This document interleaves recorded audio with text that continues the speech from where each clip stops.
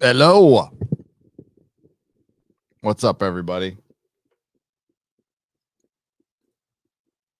How's it going? It's the members stream. So, just in case you're new, I put the link in the chat. You come on in. Normally, we can hold up to 10 people. I might change the format someday, but not today. And bring your headphones and your questions, your comments, concerns, compliments, always accepted. And here we go. And we can talk about whatever the hell you want for about an hour, 15 minutes. I've got a lot to do today, but that's a day that ends in Y for me. I'm sure you guys do too. Busy little beavers you are. Busy little beavers. The coffee is strong this morning. Strong. Let's see who we got here.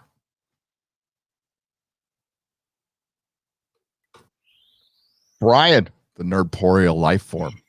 What's up? I just released a new video just half an hour ago on the original 6 Star Trek films. Nice. Most excellent. We have Nick Weiser. Hello, hello. Hi, Nick. How are you, Gary? I'm good. Excellent. Excellent. Cool shirt, by the way. What is that? It is Gandalf standing in front of the mines of Moria.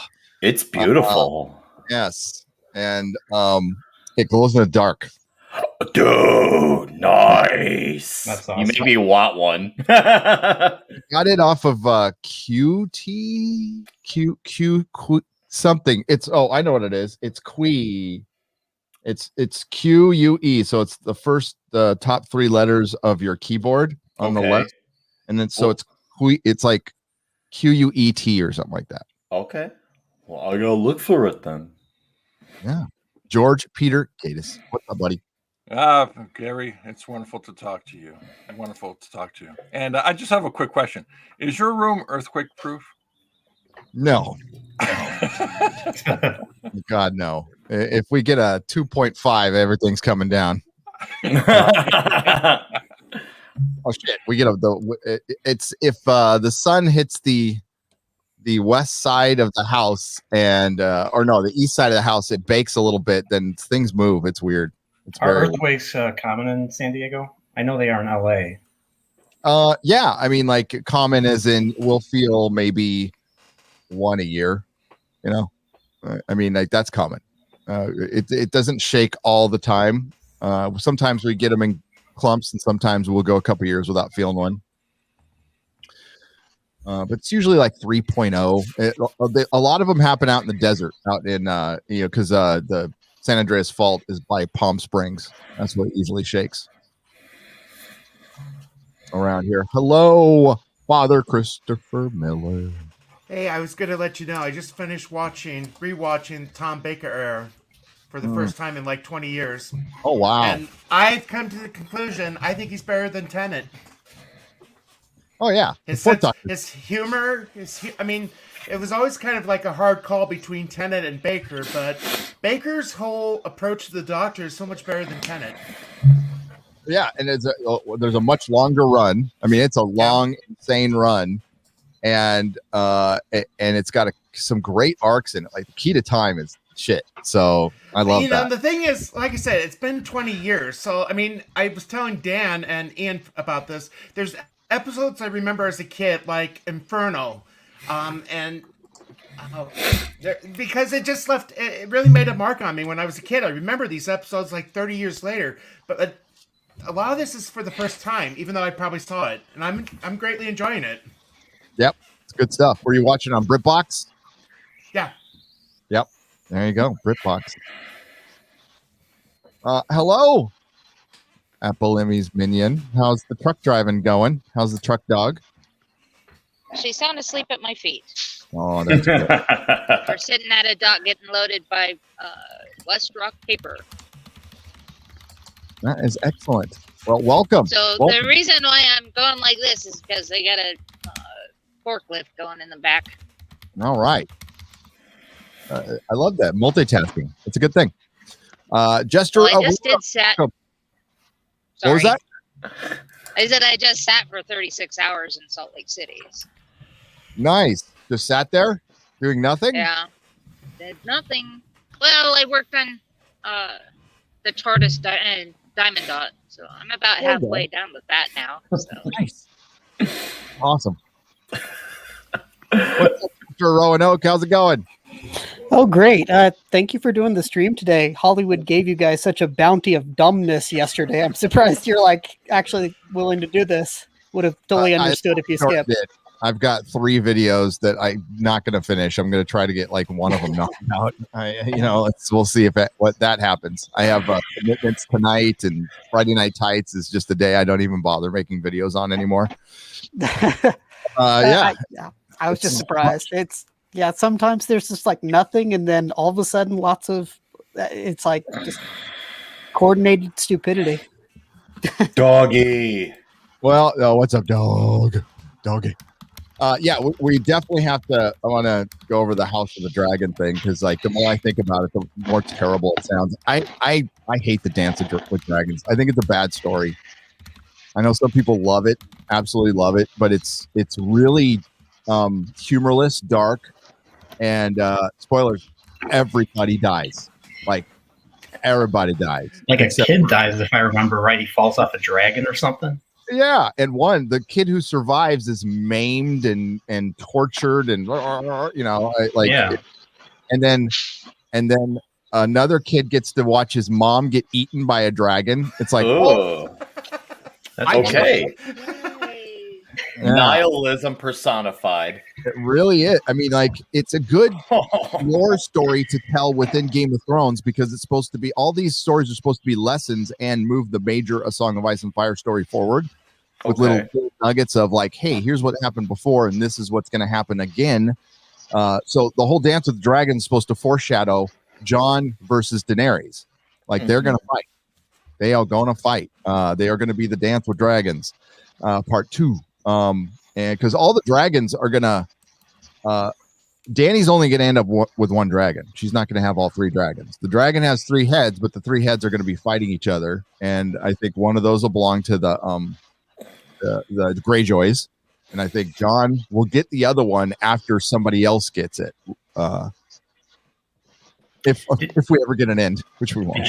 Did you see who they cast for Valerian or Corliss Valerian or something? I'm like, really? Oh, we'll see. We'll go over it. We'll take a look at the picture, and I'll show you the one inconsistency if you haven't noticed it. It's glaring. I'm more annoyed at the casting of whoever the charisma void for Red Sonja. Another ginger gone? Yeah. The extinction is real, and yet Whale Simone continues to deny it. And yes, that is her new name, by the way, Whale Simone. Remember that.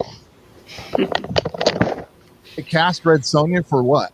Oh, the girl from Ant-Man the Wasp who played the ghost. She's going to be Red Sonja.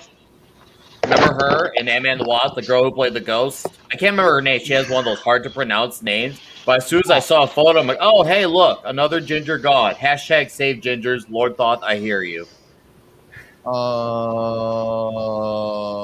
She's too skinny. Yeah. Unshockingly. Unshockingly. Yeah, the picture Hannah that they shared of her too, Cannon? she looks like, that one, yeah. She looks like she couldn't be less interested in the role.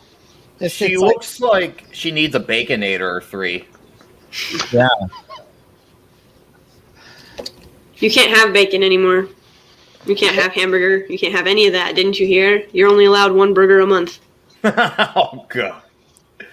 Oh, awful. Is this for Netflix or something? Or who's this for? What's this going to... It's on a series for Netflix. Yeah. No. Yeah. So it's going to be on Netflix. Mm-hmm.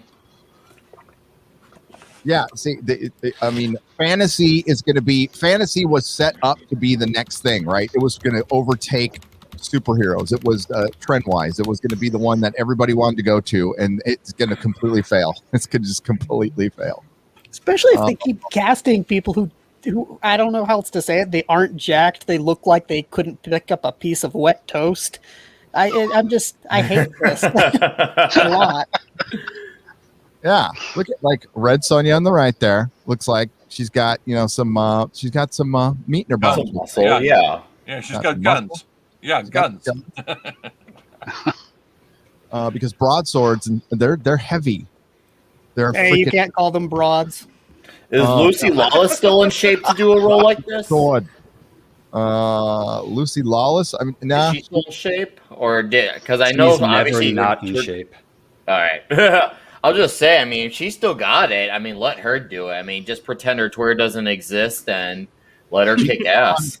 Gia Carano would have been a better Red Sonja. Oh, well, by far and large. There's no even disputing that, Gary. Of course. I actually can't think of a female actress right now in Hollywood who's actually somewhat got some muscle to them besides her. Because right now it feels like everyone looks like a live fairy. Yeah, they might be able to play Peter Pan or somebody who's like, flitting about. But honestly, I don't know what else to say. It's been years since I've seen like a The trick is not to go to Hollywood for those women. If you want to find them, go to Connecticut because that's where the WWE is, and they have a bunch of women who could easily fill the role of muscular. That makes sense. Strong women. There's a whole lingerie football league full of jacked women who would do Also just do as the well. Vince McMahon. Yeah. Oh yeah, absolutely. Not to mention, where's her mullet? I'm not interested. There's no female mullet. It's just no redhead, no jacked. So to fill out our roster here, we got Lady Gravemaster, we got Ace Mr. Freeze, we got Butt Crack Media. Welcome. And Austin, how's it going, Austin? Dyer. Or is it Dwyer? The Dwyer? It's Dwyer. I was gonna say that.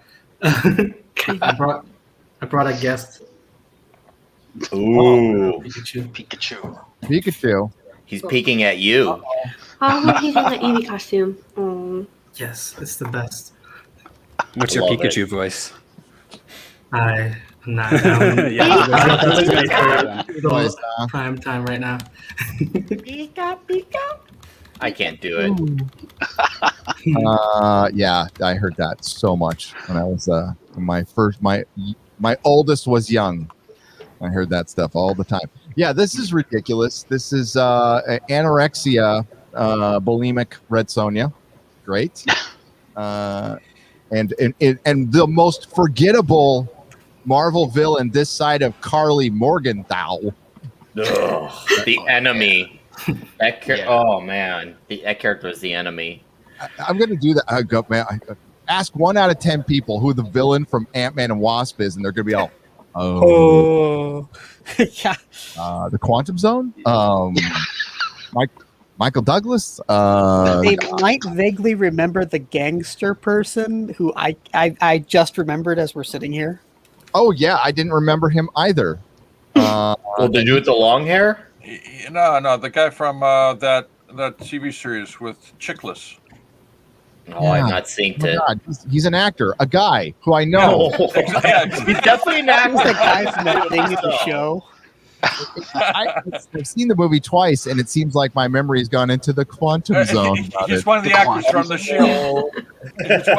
He's one of the actors. He's one of the actors from The Shield. Gary, I'm just not sure what you guys are going to talk about on FNT this week. Like, nothing has happened. It's going to be so boring. We are definitely not going to talk about Az going after Freddie Prinze Jr. For sure. Definitely not. That was beautiful. That's so good. You guys out-ratioed his ass. We fucking destroyed him. That was hilarious. I was like, no freaking way. Don't mess. You mess with one of us, you mess with all of us. I think you laid the smackdown on him. Oh, and I'm sure he'll come out with like an article or something about how the toxic fandom attacked him for a joke or some nonsense. Yeah, it wouldn't surprise me if he reached out to Rewriting Ripley and had the extensive interview. Hey, dude, aren't we supposed to get part 2 from Rewriting Ripley like yesterday? Wasn't that supposed to be on Cinco de Mayo? I thought that was in early May. We were supposed to get the second part. Let's see. I don't know. I didn't see anything drop. I didn't see anything drop either, but it did say part 2 of whatever. Yes. It's going to be in May.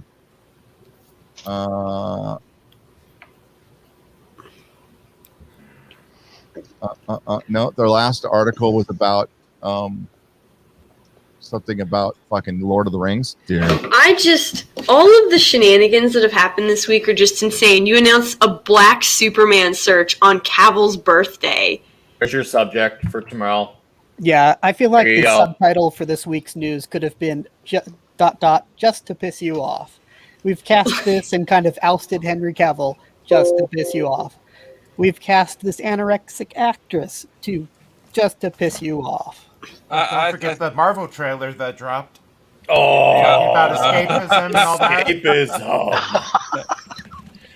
Yeah, we've appropriated your word just to piss you off. That's the video I've been working on for 2 days because I keep adding stuff to it, and I keep getting interrupted with live stream too. So there we go. You could frame it as a series of slow train wrecks, and just pick and choose which one you're going to watch. Oh, I still hear people. My favorite thing is I still hear people, and listen, bless your heart for being optimistic. You want to be optimistic, but there's still movies of the MCU. Like, of all the franchises, the MCU is the one that can be saved. If you want to save a franchise, it's the one that hasn't completely gone off the rails yet, but it's going that way. And most of it is really good. I don't know why you bother there's no saving the other ones. The MCU could definitely weather 3 or 4 turds and turn around. All I think when I saw that's what we said about Star Wars. Star Wars was all turds, though. Outside of Rogue Star Wars didn't. Star Wars only had turds. All turds from Disney. I mean, there's nothing worth saving there. That's what you should expect from Marvel because it's got the same packaging. That's the same. It's Disney. You're right. That's why when you hear about one side of Disney going non-woke, it's like, are you kidding me? That's the one thing they're all lockstep on. They're pinky swearing on all of that. They're making Blade PG-13, so I don't know how anybody could remain optimistic. What? Are you serious? Yeah. Oh my god. That's gonna suck. Of course that's gonna suck. Oh, that's gonna suck even harder. The 4th time will be the charm. Well, it's a reboot, from my understanding. The reboot. Yeah. Reboot. God. First one under Marvel Studios, but it's not going to matter anyway because this is 2021 Marvel. This isn't 2014. If this is 2014, I would be singing a different song about excitement. But here we are now, and I'm just like, they're probably going to make Reed Richards the bad dad towards his children. Sue will be magically smarter. Johnny Storm will be the flaming torch, and the Thing will be non-binary. Nailed it. You know it's coming. Yeah. You know it's coming. If that ain't spot on, tell me what is.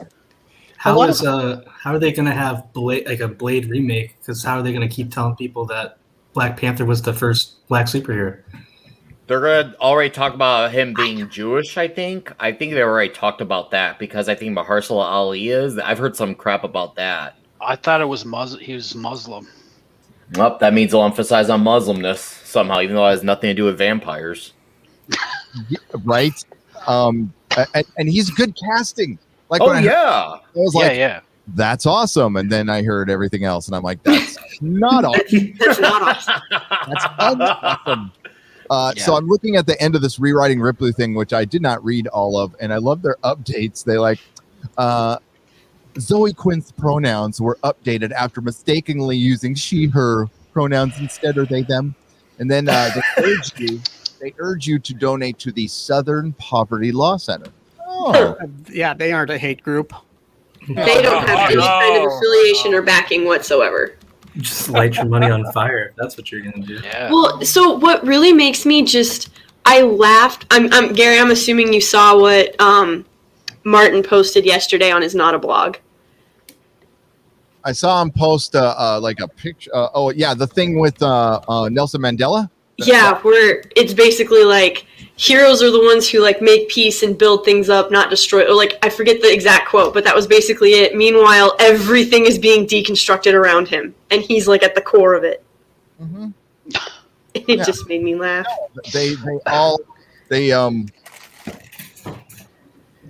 Everybody think it's like Martin says. Everybody thinks they're the good guy. Well, that's one of the things I could maybe talk about in the House of Dragon video. I mean, at the core of his problem with why he can't finish the book is the book breaks tropes. It's all about breaking tropes. Well, you can't like just break tropes all the time and expect to like have an ending. Mm-hmm. It would be, well, then everybody just kind of threw down their weapons and walked away. The end. You know, it's like, oh, okay, well, and the forever war kept on going. Yep. And you know, it's just he needs to still have a heroic ending. He still needs to use a little bit of that, and I think that's a thing he's having a problem with. Isn't that how the show ended? They just dropped everything and just ended it. That was it. I swear that I swear they were setting up a fight between Grey Worm and Jon Snow when they were staring each other down, that never happened. So there were a lot of things that never happened. There's supposed to be talking. There's supposed to be a huge fight. I mean, George has battles. It's just they're brutal. You know, they're like horribly brutal. But they're still battles. I mean, it's still fantasy. It still needs to have certain things happen, or it just becomes a big meandering nothing, which it's kind of turned into. And then season 7 just kept teasing, oh, Jon and Daenerys are going to get married. They're going to get married. It was mentioned like 3-4 times. So, well, a lot of pop culture right now feels like it's Ezra Miller's arms is the Flash. It's just flailing everywhere.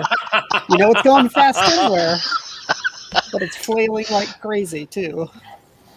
Maybe that means he can change it all in the end, like he did in the Snyder Cut. He can turn it all around. Were there any Hightower characters in the show? I don't think there were. Oh, no. Hightower, he currently is locked in his tower. He's been up there for 10 years, working. You know, he refuses to come down, so he's crazy. And his sons kind of run everything. And he's supposed to come in the story later, but he never did. And they're like probably the richest house outside of the Lannisters. Mm-hmm. Then we got Daemon Targaryen, and that's good casting. You know, he looks like a Targaryen. Then we get Corliss Valerian. So Valerians are from Valeria, which is what Targaryens are, and they are light of skin, light of hair. Nah, this dude looks Rasta. Purple eyes. So now that they've changed it for the show, the Valerian features now are only light of hair, and I don't even know if they're going to do the purple eyes. But here, I want you to look at something here. I don't think I can zoom it in. Look at his beard. It's a black beard. That's a black beard with a little salt and pepper in there, and he's got blonde hair. It's like, dude, shave your beard. I mean, it's like that's stupid. That's like lazy, stupid, dumb. I don't even know why.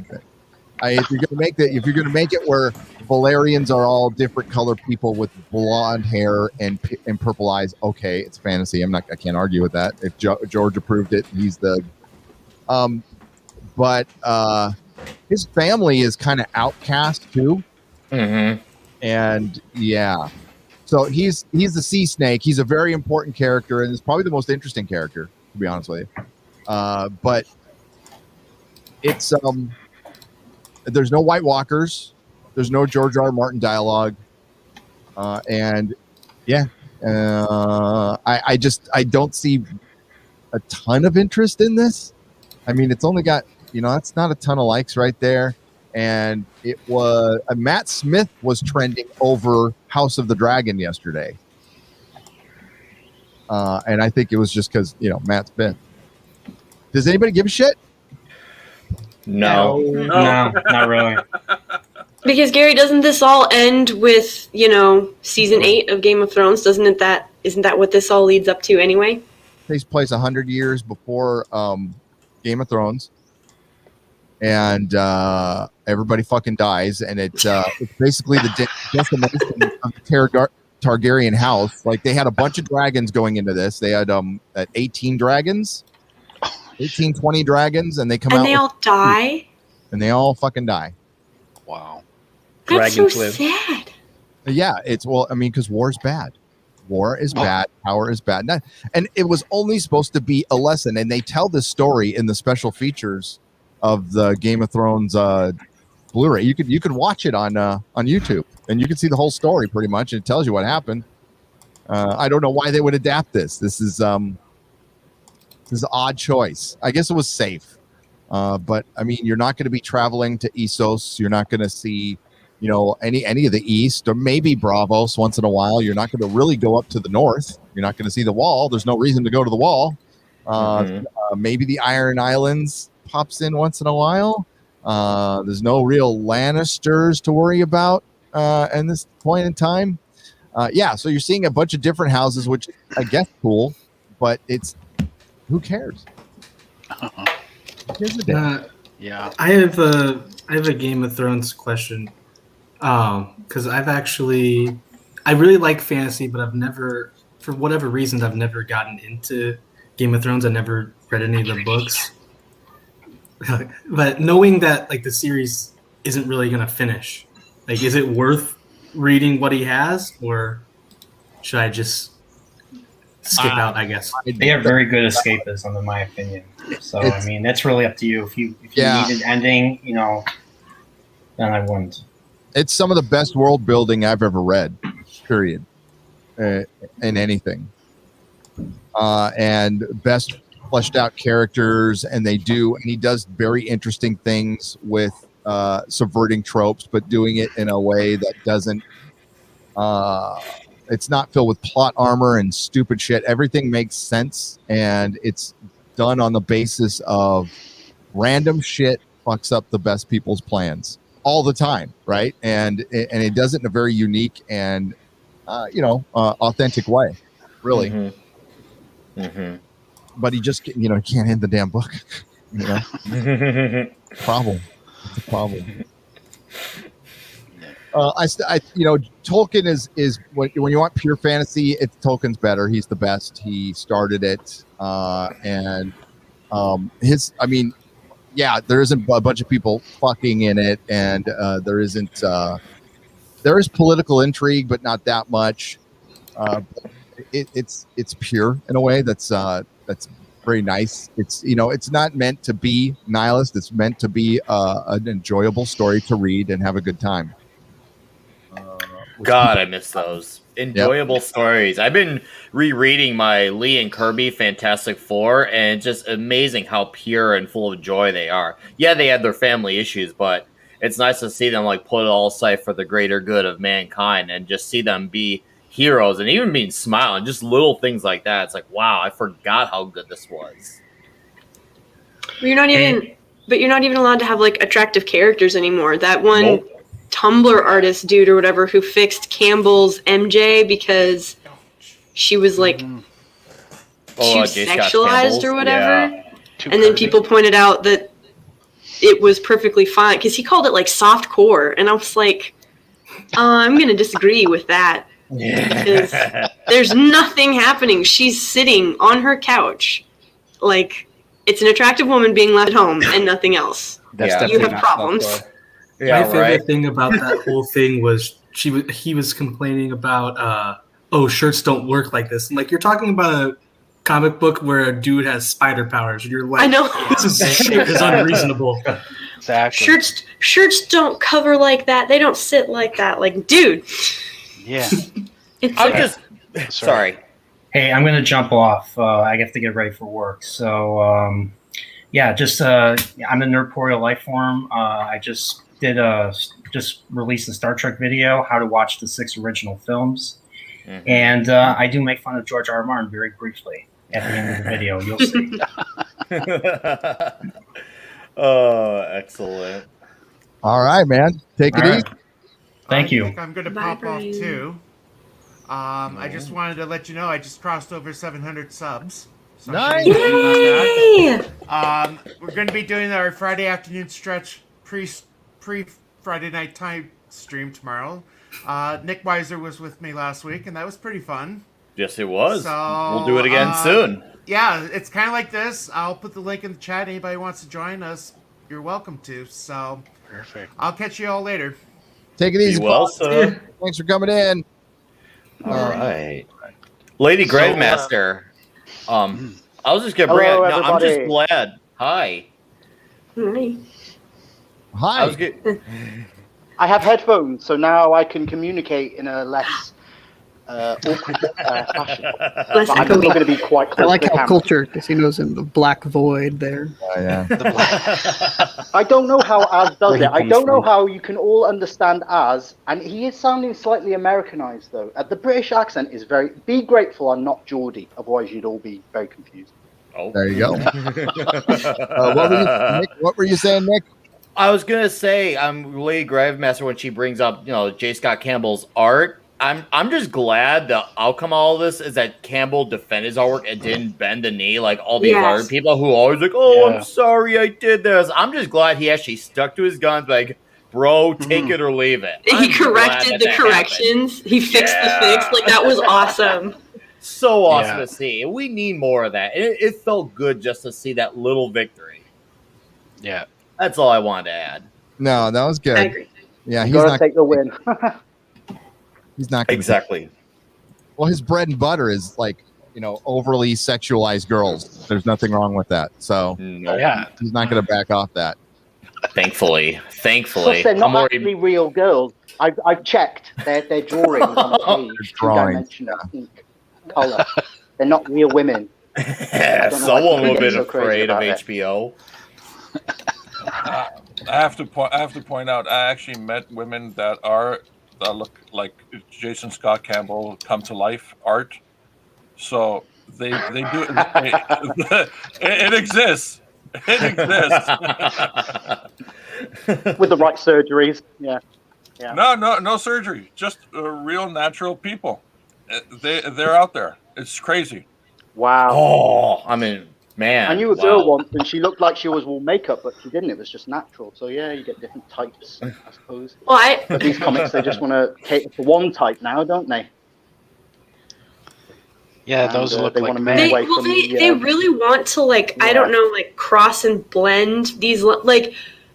I shared it a couple days ago, but Cambridge literally did a study about why Spider-Man can't actually exist, and they spent millions of dollars on that study.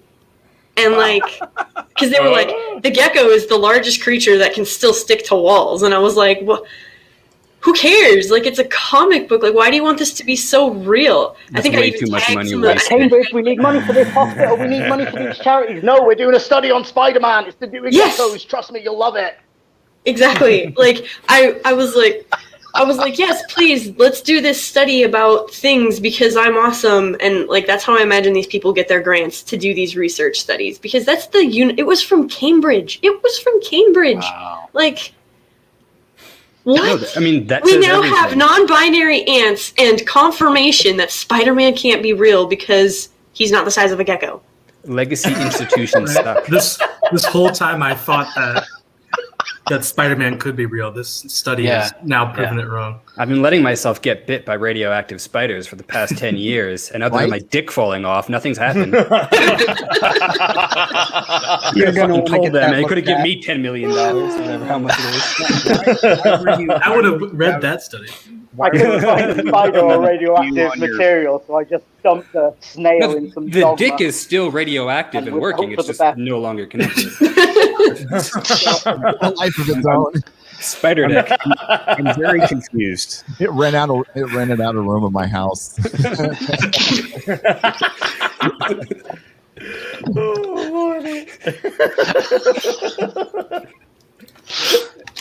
We're How gonna you make doing a over there? 1/6 People scale keep figure. talking about the Thing and his manhood size, but do they ever wonder about the Thing and his stools? What material are they made out of? Are they food based? Still shit. Taco Bell. Yeah. Think about Still shit. Everything is explained with unstable molecules. His toilet, unstable molecule. Okay. Again, Taco Bell. I've had these conversations for so long. Oh, in the comic shop. I'm sure you've had them plenty being The at the shop. consistency of his stool, everything about it.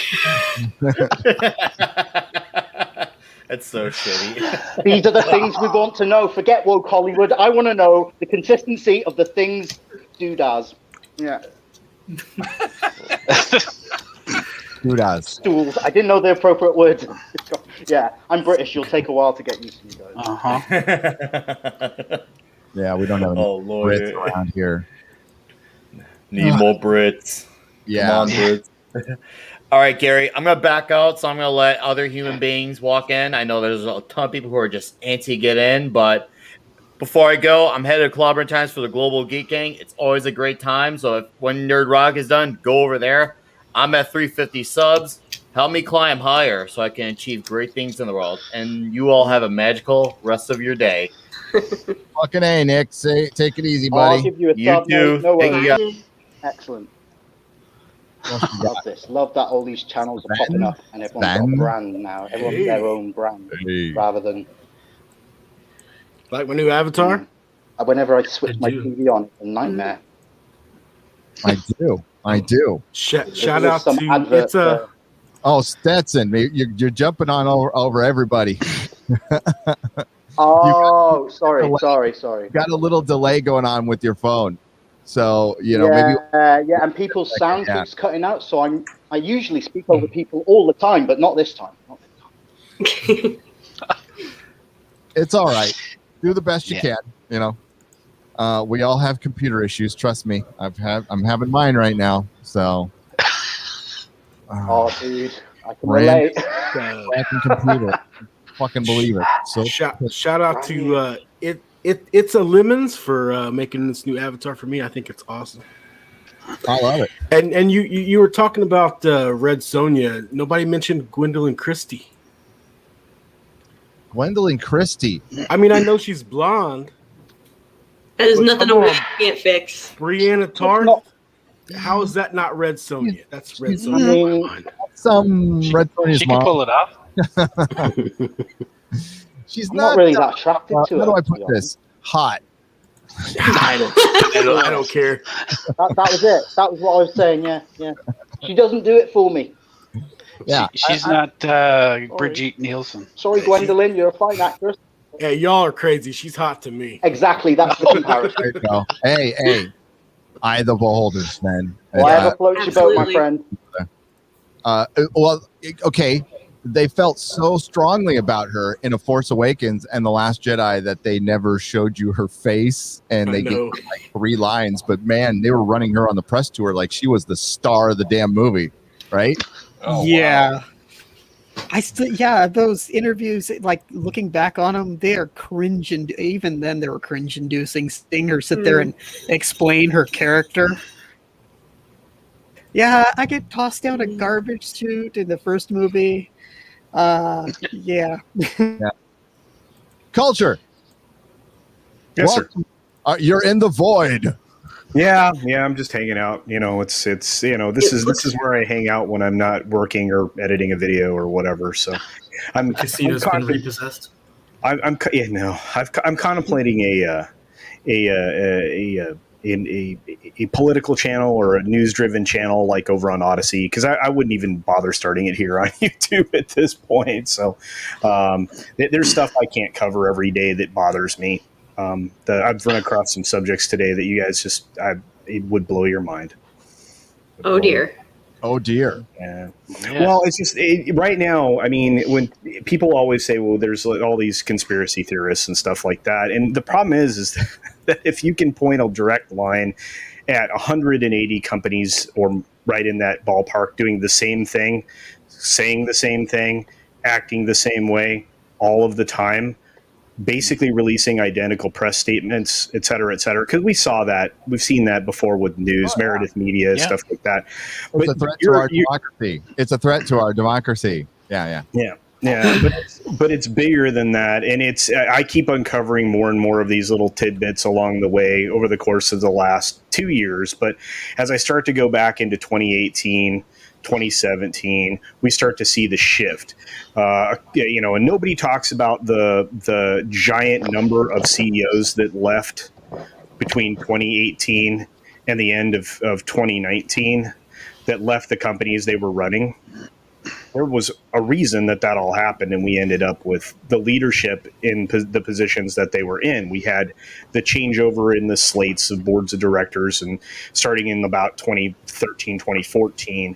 And as those company cultures started to change. So, and it's enraging to someone like me because it doesn't make business sense. You're going counter to a Friedman kind of a view of capitalism, investment, et cetera, et cetera. So it's very frustrating. So how many CEOs? What's a rough number? Oh my God, over 200. Whoa. Oh, holy shit. Yeah. So yeah. And we're talking. Okay. So Fortune 500 companies. Right now, I can't even keep track of how many of them are actually involved in fighting us, the people who want to maintain, capitalism, democracy, representative republic, stuff like that. They're actively fighting the people. It's one of the reasons why Coca-Cola is kind of been doing like this hemming and hawing dodge maneuver when it comes to the oh gosh, what the heck is her name? The crap they were teaching from LinkedIn, be less white. Right. Yeah. So, but all of that's linked. I mean, and so many other companies have taken that training before they pulled it down. That stuff's being exposed every day. But again, I mean, outside of Tim Pool and a handful of other people, I'm at my wit's end. So I get a chance to talk about it with comics, as you know, Gary. We do a couple shows during the week, and that's it. So I need another outlet. So I was going to do a news channel on YouTube, but I think I'm not even going to bother. As soon as I can live stream over on Odyssey, I'm gonna start it up there. Yeah. I think there's no point. There isn't. Do you think the statement "Be less white" from Coca-Cola actually got the attention of other people who work there and went, "Well, who did we hire? What the fuck?" Or do you think it was a plan? No, I think it got. Here's the thing: a lot of these things are now making it to what we call the normies, right? The people that couldn't be bothered to pay attention to any of this stuff, and you know what? For good reason. Right? The things that we love and we're passionate about, they have other things they're passionate about, like, taking their kids to the park or teaching their kid baseball, and that's good. Everybody, you have to have your the things that are yummy to you. Right. But it's just, they're now noticing this crap. I mean, and especially, you have politicians that are issuing edicts, which is not something you're supposed to do. And I didn't come on here to talk about politics. I came on here to hang out with you guys. But I was just wondering, like, did that caught them by surprise? So they probably have a bunch of dumb shits running the company, and they're like, let's just hire this diversity person, and they didn't know that they're like a flat out Marxist. And they're like, I heard that was a regional thing too. It was. But it also comes from. You have to consider this. The vast majority of institutional level investment is done by the leader of this gang, which is J.P. Morgan, right? And I'm not going to go into the WEF. You guys, if you paid any attention, you know what's happening there. Don't drink Coke. Coke is terrible. Don't ever drink Coke. Right. Well, when they stopped putting sugar in it, Gary, and they started putting high fructose corn syrup in it, you stopped getting a natural product or somewhat natural product. I mean, there's always going to be like coloring and stuff like that in there, but it's just, avoid that. Avoid anything that is artificial and you'll be in good shape. But right now, the motivations behind these corporations are to push more artificial, which is why they're trying to move you to more processed foods that are guaranteed to cause you health issues. They made a discovery during the course of the global pandemic that this actually activates diabetes. I don't know if you guys read that, but the COOF actually, if you don't already have diabetes, which if you do, this will kick your ass hard. But if you don't, it'll produce it in you. So it causes all kinds of other problems. And again, the more fake stuff you put in your body, the more you're putting your body at risk. And that took me a long time to learn, guys. It took me a long time to learn, and believe me, once I learned it, that's kind of how I live. And, unfortunately for about 2.5 weeks, when we're having difficulties with supplies at groceries and stuff like that, I lived on some boxed products that I had not had in a long time. And there's a difference, and you taste the difference, and you feel a difference after eating it. So, I was going to say Culture Casino for sure. If you're going to do a show that's on politics and stuff, I'd do it on Odyssey, because I was just thinking as you were talking about Dave Cullen and Computing Forever, and how he talked about this stuff a while ago, and then he got booted. Nope, you're not allowed to talk about that stuff on this platform anymore. yeah, that's not. And again, that wasn't the point. Today, I was coming on to say thanks to all of you, the people that are members of this channel, the people that are subscribers to the channel. Which I don't know if you said you were going to show these publicly, Gary, so it's fine. Yeah. But I am only 11 away from 2K now, so I'm starting to creep up in subscribers, and I attribute that. I have to unsubscribe from you now. 2K, come on. There's some. We've got 11 people there who aren't. Well, hopefully, maybe you are subscribed to Culture Casino, and that'd be good. I see a lot of friendly and familiar faces in here and in the chat. So I have to say thank you to all of you guys. But it's been amazing, and but that's not that again. Also, not the reason I'm here. I love hanging out with you guys, and I'm being able to do it in person is amazing, and it caused me to want to do my live streams for my members more often. So I just want to. Thank you, Gary, for that. I just want to add something to what Casino said. That well over 20 years, I was tasked for a soft drink company to do the marketing and advertising packaging. And when I read the ingredients on the label, it was all chemical. There was nothing real about the soft drink that they were trying to create. Eventually, it never got created. But because their test audience just rejected it. But this has been happening for a very long time. Yeah, and you're right, George. And they've moved even to other different types of sweetening products that actually are toxic to other beings like dogs and cats. And you are oftentimes ingesting things like mannitol and stuff like that, which actually can induce a laxative effect in your body. So there's a lot of weird stuff that you consume on a daily basis, which is why the boss and I prep foods on Sunday. That's the whole Sunday when I'm not streaming. Sunday is grocery, cook, food prep, and that's what it is. And that's not gonna lie, dude. You sound like a millennial. Like this is like me and my friends being like, God, I can't go to that place. Nothing there is actually fucking real. I know. Let's go to this place because everything is like gluten-free and vegan and all that stuff. And like what you put into you really matters. Can I get some more avocado toast? Not gluten toast, thank you. Yeah. You know what? If you want a natural laxative, get yourself a Taco Bell. There you go. It's crazy. What's really crazy is coffee. Like 10. There's only they're the big 10. And like they pretty much all of the name brands that you use are they all fall under some other umbrella. And Coke is Coke is different because they don't so much have like a quantity of stuff, but they're all over the world. Like you can go to Afghanistan and get a Coke. You can go to France and get a Coke. You can go to Djibouti, Africa and get a Coke. Yep. You can't find Pepsi all over the world. The symbol might look the same, but it won't say. The Coke that you get is better. It's because it's got sugar in it. That's right. Because it's everywhere in the United States now, but down here in San Diego, we could always get Mexican Coke, like always. The Mexican Coke is actually the original formula, and if you want that, you can go to McDonald's and get it because McDonald's got I can buy that in the supermarket up here in Indiana. Mexican Coke. It's in the ethnic food section. Yeah, but it's crazy when you think because like these other countries, they have different like what we would consider organic food here would not necessarily meet the criteria for organic food in like Germany or Switzerland. It wouldn't because our barrier is much lower to be considered organic food. Like grass-fed cows. If it doesn't say 100% grass-fed in front of it, they're allowed to eat grain. And it's all of this very lawyery, it's all of this jargon. I can't even think of the legalese. There it is. It's all this legalese and stuff that they use for like loopholes. But the thing that really should stun I think a lot of people is the fact that these companies know what they're putting into your body and they know it's highly addictive. So it's just like anything else. You know it's bad for you, but you're also hooked on it. So you're less likely to do anything about it, especially the older you get. And to that end, Lady Gravemaster, to add on to what you're saying, do you know what McDonald's calls their patrons?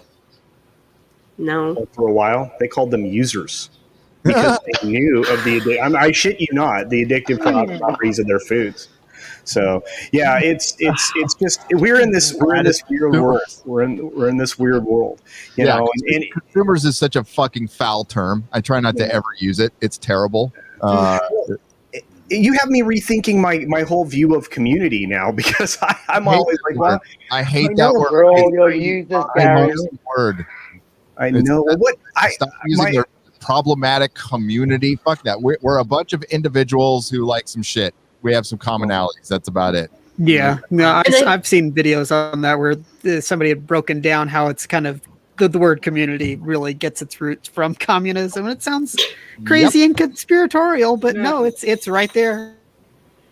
The words have the same root. The word community didn't start in 1948 or something, you know, like no, it's the people in 1870s you had communities. ASJWs really like to use that word, so they can have it. They can have it. Use every word. Their entire goal is to take the English language and turn it against its users. Did you see what they did to alpha male in the oh gosh, what is that? Urban Dictionary.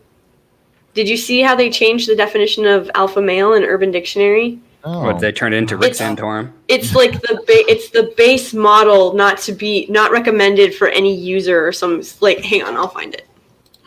Well, the I was going to say, like Nerdrotic is in the Urban Dictionary and was there since 2000. Oh, That's right. That's so lucky that you heard someone say. You misheard someone say. Is this right? That you misheard someone say neurotic? I heard somebody say it. And I thought and I'm like, that is brilliant. And the guy came to me like later and said, I never said that, dude.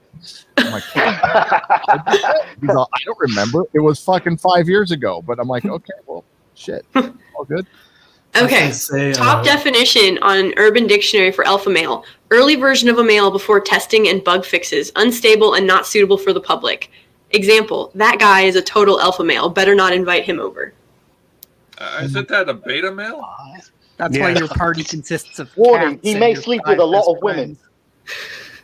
Yeah, he may be attracted to the opposite sex. Gets laid a lot. If we invite him, we have no chance. It's just a stupid website. Yeah. I just went to vote in my local elections, and I swear to God, I wish this was an exaggeration. Every guy there was beta. They were dressed in very tight clothes. They smelt very nice, lots of, perfume or whatever. But I was just like, it's become a real thing now. Every time I switch on YouTube, I hear that same lispy soy voice. And it's nothing to do with being camp or effeminate, because I used to love like people like Kenneth Williams and Larry Grayson. And these guys were tough as well as camp. They were tough. And now it's just people, I'm a constant victim. I'm constantly weak. Oh, give me soup. I don't know why I said soup, but you know what I mean. According to it's like I'm just been changing definitions. I'm just curious what's going to happen when we're in another war, because like our dudes will be throwing soy lattes and tofu. It's like, it's not working. I'm not taking this aggression from you. They'll have all women and transgender in the war. Yeah, they'll be the frontline combats. If it's boots on the ground, we're going to get our butts kicked. If it's boots on the ground. I don't know about you guys, but that CIA video the other day about... If it's sitting behind a computer screen for flying drones, then we have an advantage. But I know, us in Japan, we're going to rock it. The Nintendo Wars. Nintendo. Yeah, I mean, say what? If my thumbs are weapons of mass destruction, because I can rock a PS5 controller. I mean... Yeah, what you're seeing is happening by design. It's happening in, like we were talking earlier, with our movies and the pussification trying to of creep America into our games. But that's why we end up with a Red Sonja who looks like she couldn't lift up a paperclip. It's why we've got Thor and Captain America and even Iron Man, because Robert Downey did get a bit buff for the role. It's why that's on the way out. It's yeah. And these people, and they're defending it. They're like regular people, like, who aren't in shape should be able to be heroes too. And I'm like, that's not how that works, like, at all. So I like that video that Kerry Chan made with the guys' faces on them. It's like, that's a real thing. That's not a parody out there. That's like a bunch of it's like, no, like, please, like, we don't want to be. You're wondering if something is Kerry Chan or not. I don't think they understand the concept of the 100-pound woman, guy going up against a 300-pound guy. I mean, as an example, they did it really well with Scarlett Johansson as Black Widow. You see her, going toe to toe with, really heavy and massive bad guys, but you also see the effect, her actually gasping for air, trying to catch her breath, trying to, shake off the pain she just endured in that little skirmish. She also uses their momentum against them, and that's fighting style. Yes, that's great. But the thing is, she is actually feeling great pain in her skirmishes, and they're showing that on camera. They're showing the impact of the physical fight that she just had, and she's gasping for air. She's struggling, but she gets back into the fight. This is what is missing from Batwoman and all this crap that they're putting in front. Well, okay, if we put it into about the perspective, message, not the character development. Yeah, like if we put it into perspective, do you guys remember when Hulk, it's one of the best. He's like calls Loki puny or whatever, puny god, because he just bashes the crap out of him. Do you see Hulk? They know, I've not seen. I'll put it this way: I've not seen a female superhero take that kind of hit in any universe. They're not allowed to make that. They're not allowed. Yeah. If you watch the original Red Sonja, she gets the stuffing knocked out of her in that movie and beat up and cut and whatnot. That just it's been a while since I've seen any of them, but I think some of the Netflix series had some women get their asses whooped by other women. Pretty good. There's definitely no Hulk flinging them around the room, and it's just because it's unreal. There's suspension of disbelief. You can only go so far with that, especially if you guys are right. If it's Black Widow, she's not technically a superhero, and she's got no superpowers or any kind of protection like that. So if she got flung around like that, she'd be dead. She'd be a pancake. Now, didn't Hela, Thor's sister, whatever, didn't she get bested by a demon? I'm just trying to think of one exception to the rule there. Does that count as a man? Did John? It doesn't count as a man. And they had to, and Drinker pointed that out at the end, and we all saw it, that Thor had nothing to do with it, right? No. And they can't fight. That's kind of, I go into it a little bit in my next video, where all women are now, it's every time. It's they're put in positions of power. They have to be the mentors. Men cannot mentor women in any way, shape, or form, which is going to make the Marvel Cinematic Universe terrible, by the way.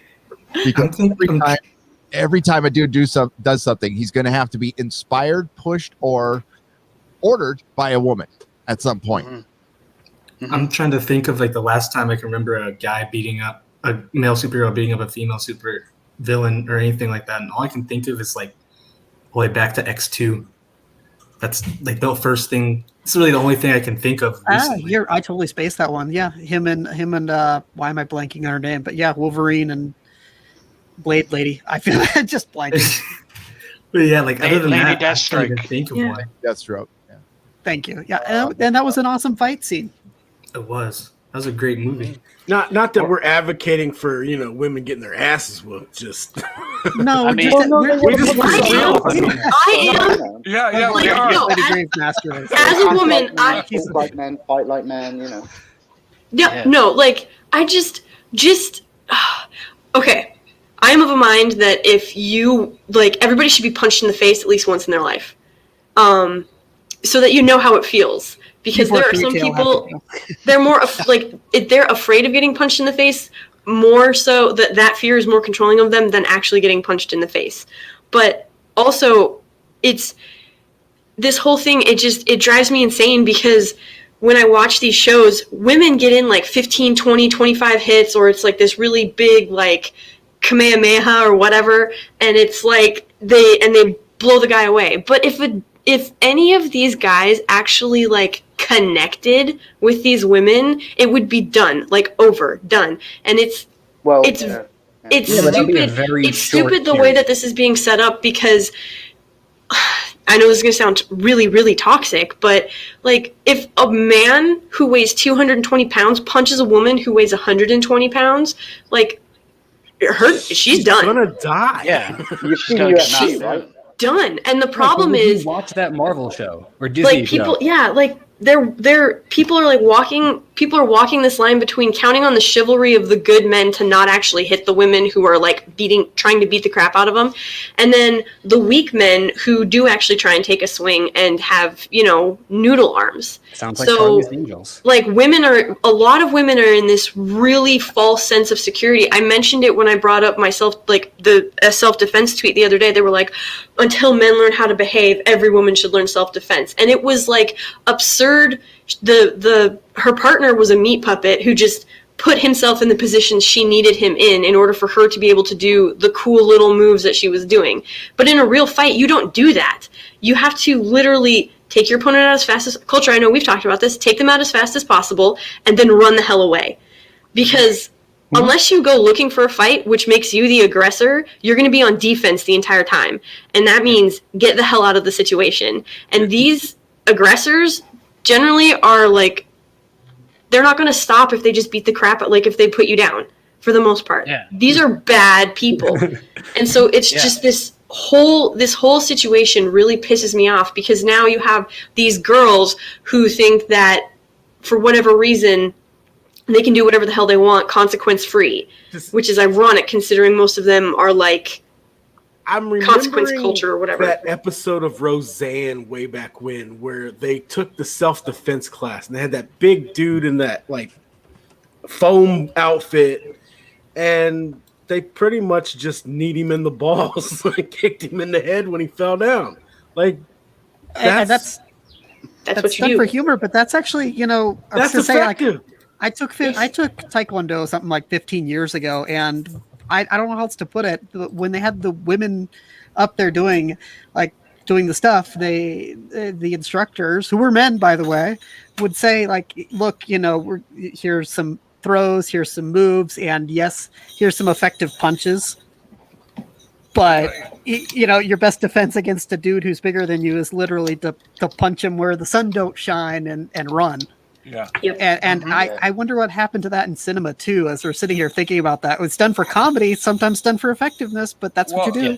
Well, here's two examples. I just wonder what a 2021 version of Luke's training on Dagobah would look like now.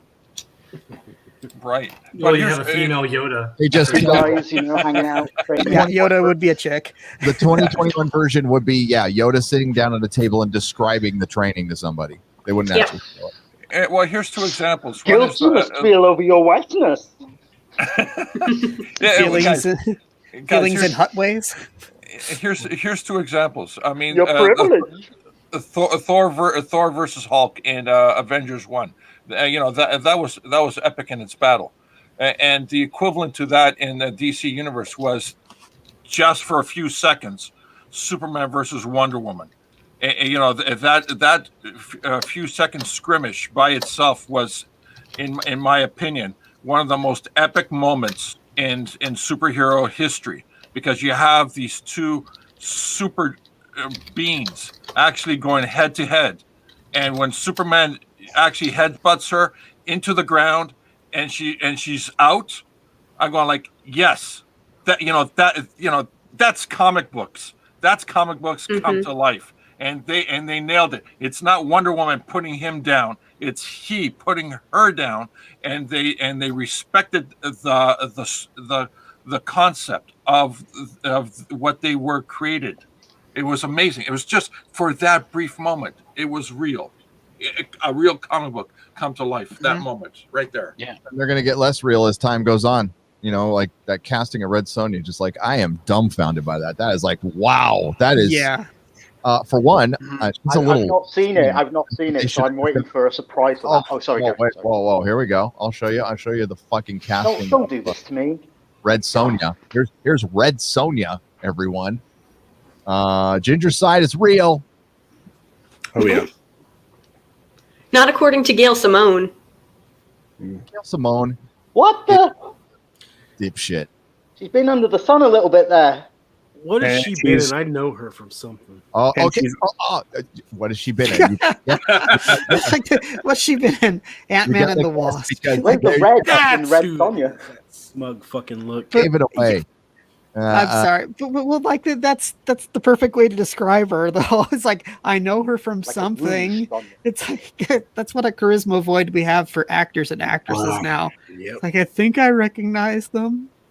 I almost wonder if like the charisma void was like a tool that Hollywood tried to use to put actors and actresses in their place so that they would think that they needed them because so many independents are rising. Like, people know who Gary is. People know who like Critical Drinker are, and I think that really rubs them raw, for sure. But I think like it almost seems like something that they tried to use to like keep actors and actresses in their place, and it backfired immensely.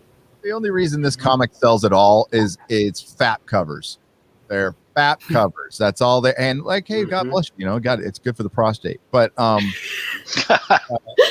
that's all they are. The stories are fucking. The more you know. They're not that good. I mean, like they're and then Nick Ferrucci's a weak little bitch and bent the knee to cancel culture. Well, duh. Yeah. Well, I also know he was an asshole. Back in the boys' days, he was a manipulative POS, and he got in between Garrick and Garth Ennis, and there was so much drama behind the boys. Wow. Well, Derek wasn't on the book for a long time, so like I can't tell you exactly why, but he wasn't on the book for a long time. Gary, this filtered out through the comic book retailers. How did this information filter out to you? I know Derek. Wow. I know every single detail what happened. I can't tell you, but no, okay. I'm not asking. I was just curious about that. Derek wasn't on the book for a long time, and Nick was a huge part of that. Was a huge part of that. Wow. Because he's a manipulative, backstabbing POS. That's the best way I can put it. Somebody you should not trust. Never trust. And I watched it all go down, and like I was willing to give Nick another chance, but he proved me wrong. So, well, this is just sad. I'm gonna, Gary, I'll hop off so that you can let someone else in and hang out. But I do just have one quick question. Yeah. If you had to choose between saving Star Trek and saving Star Wars, which one would you save? That's an easy one for me. Not easy. Star Trek made me think at least, but Star Wars got me in the feels. So because if we save, you got to put it this way: if we're saving Star Wars, we're saving it for Disney. Yeah, exactly. For me, it's Star Trek because it inspired so many wonderful people in science and technology, and exactly. I fell in love with the concept of Star Trek, not the people inside Star Trek. That came later. Yeah. Okay. Well, because I knew that if I asked if you could save Lord of the Rings from everything that's going on right now, you would choose that over anything. But I think that's the very tough choice because I think there's a lot of my friends are Star Wars fans, and I'd want them to be happy. Yeah. Star Trek doesn't have as big of a fan base, but Star Trek has more potential to create new stories than Star Wars does, in my opinion. Yeah. I think, Gary, though, you say that you'd be saving Star Wars for Disney, but I don't think you could save Star Wars unless it's from Disney, you know? Yep. Yeah, that's true. Okie dokie, I'll hop out so I can, stop hogging up space or whatever and go complain to the Twitter women that you guys are silencing me or whatever the hell it is that they do. All right, bye, guys. We're all canceled. I was going to hop out too and say thank you, Gary, for having us on and sharing the very depressing pictures of not Red Sonja. I just found out this morning. Somebody brought it up to me. So, like Nick Weiser brought it up to me. So I was it's I should expect this at this They point. just don't like the redheads. Yeah, that's why I was defining this week of news as just, just to piss you off. It's like we're doing this week just to piss you off. Yeah. Anyway. Well, and that's the thing is at this point, don't rise to it anymore. I mean, at this, I guarantee you, in my 86 to 92 minute short film that I'm putting together right now, I'm going to put at least 3 redheads in there because there we go. Yeah. Anyway, I'm going to step out too. So and they'll be like, Thanks, "What is Andrew. this strange creature?" Take it easy, A Culture. Say hi to Morgoth for me in the void. We'll talk soon. We'll talk soon. Sir. Damn it! I was going to make that Morgoth joke. I beat you to it. Yeah. Hey, Ollie. Yeah, Gary, my lunch break is over. I gotta get back to work. I'm gonna head out. Like a working from home lunch break? Yeah. Okay. I used to go home on my lunch, so all the time from where I used to work. I don't work that close, but yeah, so I just gotta get back to work and just thank you for everything. I definitely like these member streams. Like once I saw it, I was like, oh man, this is awesome. I wish more YouTubers did it. And well, next time I need to have a debate with you on Harry Potter. That's about it. Oh, anytime. I'll talk the Potter. I read plenty. I know that book up and down. Books up and down. Oh my God. Oh no, I can't share this. I can't. That was even bad for my stream. It was somebody was selling a gamer girl chair. I want you to just use your imagination. Oh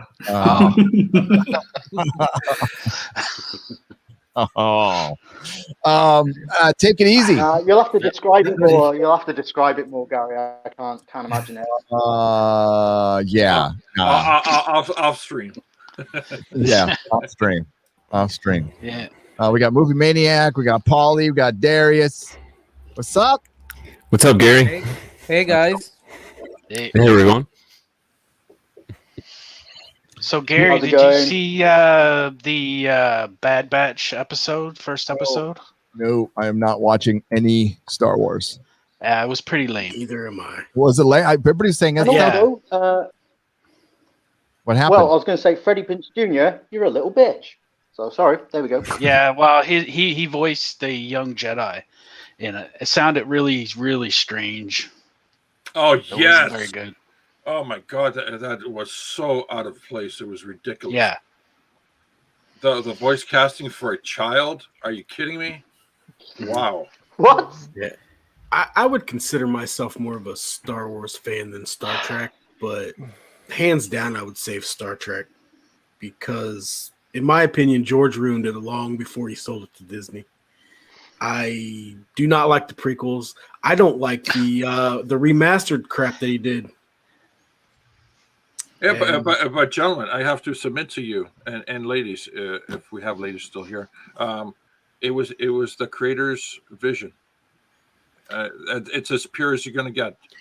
Yeah, and that's why we believe in killing the author. I mean, death of the author. If you allow a creator to continue to revise their work constantly, they'll never be finished. Yeah, that's Tolkien, the master and the genius that he was, added to his world. That's why he didn't fuck with his story. He added to his world. He felt that inclination. He just made a story in his world. George fucked a lot of shit up. J.K. Rowling fucked a lot of shit up later. It's almost like your big story should be the last thing you do before you croak. And Star Trek is responsible for a lot of our technological advancements, at least the ideas. One off the top of my head, I can say as a definite is the cell phone. We wouldn't have these cellular telephones if it wasn't for Star Trek and that idea put in some kid's head and invented it. Well, and there's a lot of other stuff too. Also, the hypospray, the medical beds, the iPad or the whatever tablet you want to call it. We can definitely. There's a huge list of inspiration out of that science fiction that came to reality 30 years later. It's amazing, absolutely amazing. Yeah, to add to that, 2001: A Space Odyssey. and the book and the movie, they have a lot of that forward thinking. The description of the tablet that the main character is reading in the beginning of Space Odyssey, it's the definition of an iPad. It's like, oh, I have a stamp-sized icon. I click it and I get my news, and then I click it again and it shrinks, and I can go to another icon, stamp-sized icon. It's like, this is exactly an iPad. Yep. Yeah. Arthur C. And Clarke. all I had to go on was Back to the Future 2. So I was there looking forward to hover cars and hover this, hover that, and Star Trek's got it much more accurate. The hoverboards will chop your hand off, but I didn't even know they existed until like a couple weeks ago, and I was watching some guy there on the street. That's kind of cool, though. I almost want to do it, but I don't want to get my hand chopped off. Hoverboarding around. Yeah. Snyder was approached Everyone's got scooters now. Scooters are the big thing. Did you know Zack Snyder was approached to direct the Suicide Squad? I did not know that. Wow. Whoa. And he turned it down. That puts a different perspective on things. That is true. That puts a huge different perspective on things if that is true. Interesting. Yeah, I've never known Zack Snyder in his work to be a comedian in his skills. No. That's where is that stupid hoverboard? Well, Zack Snyder is Michael Bay, but he thinks he's Christopher Nolan. That's how I sort of rationalize it in my head. He thinks he's doing what Christopher Nolan's doing, but he's actually doing what Michael Bay's doing. And he believes that. Now that we've lived through the last 5 years, give me Michael Bay. Michael Bay, I'm sorry about everything I've ever said about you. Please come back. Transformers 2, Megan Fox. Whoa. Yeah, more explosions, please. More Megan Fox. Please. Yeah. Thank you. Yeah. I liked Bumblebee. Oh, Megan, my car's broke. Bumblebee Can you was great. lean down and have a look at it? Bumblebee was awesome. It's only mechanical. Trust me. I mean, even Bad Boys 3 wasn't the best without Michael Bay. Oh, yeah. Yeah, Bumblebee kicked ass. Yeah. Yeah, no. Bumblebee was it had a lot of heroism in it, but it actually did. I love the look of the fucking Transformers. That was like awesome. I mean, the filmmaking of it and the cinematography was excellent. It was a little more of an 80s kind of throwback story. But yeah, there was a little Shiisms in there, but yeah, I definitely could live with that than some of the other stuff. You're a toxic male. So toxic, Holly. Muchísimas gracias, man. We'll take that when we'll show you some guns with that toxicity. Shoot. I got to sit through a dumb ad because I'm on my non-ad one. So gotcha. I mean, they're not even smart enough to do fiction the way they used to. They used to bring up important topics, but set it within the world that they've created. To add modern day politics into a created world, it just feels off. Anyway, is that real? Hey, I'm on vacation every single day because I love occupation. Hey, I'm on vacation. If you don't like your life, this with the Navy as well. That's fun too. Look at that. That is fucking awesome. Oh my god. Yeah. They use them for the Navy, Gary, testing so they could carry things from ship to ship, basically. Yeah. And they were doing that. Yeah, I noticed that, yeah, they're using the Iron Man hover suit with propellers on the wrist as well, so they can actually have quicker communication, quicker transfer of data rather than connection with straight wires, physical wires, so that they can bypass the radio signal, which can easily be cracked by the enemy. Next step, mount 2 M60s and a grenade launcher underneath that thing. Hey, look at it. Green Goblin. Green Goblin. He was straight up for one, and they figured out the guns before the person. Trust me. He was coming If from we the do get a real life Mongolian beef Iron Man, place. does that mean it's going to follow up with Rigby Johnson in real life? What was that? Paulie? He's coming. Look at where he's If we coming do from. get- He just ate Mongolian You're so beef right. barbecue. This isn't a hoverboard thing. This is all about Mongolian beef. I'm hungry, man. I'm trying to figure out where he is. I mean, I just assume everything's in SoCal. That's my problem. But it kind of looks like Why isn't a trans disabled female black person riding this is what I want to know. Southwestern architecture. Where's the equity? There's not much diversity in the hoverboard scene, I feel. Well, yes, he never mask. If you notice, I think the guy's staying within the height limitations of the law. Because I think if he goes any higher, they will catch him for flying without a license. Yeah, well, I mean, like, how big are your balls? Like, how high would you go without feeling terrified? That looks That's California. Yep, that is a California sign right there. I saw Buffalo Exchange, and then Well, just look at the architecture. That's Southwestern architecture. Hang on, they don't have those kind of buildings over where I live. Are you sure I don't see any homeless people? Where it's cold. Well, they bust them out. You nicked it's my in one of game, those man. areas where they bust them out. Maybe at a La Quinta. Looks too clean.